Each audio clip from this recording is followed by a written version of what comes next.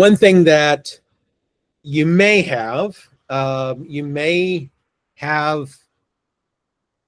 bunch of contacts that are tagged with unsubscribe or something.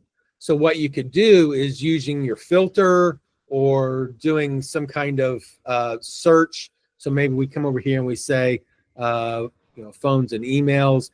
Maybe one of these tags is unsubscribe.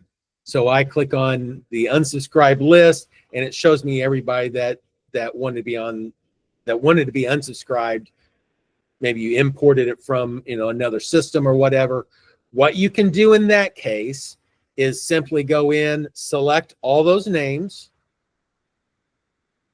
go ahead and use the export to CSV file.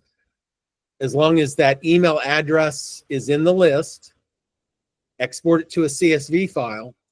Then once it's exported, you could go in and you can import that CSV file that you just exported, and it will find every record that has an email address and add it to the unsubscribe list.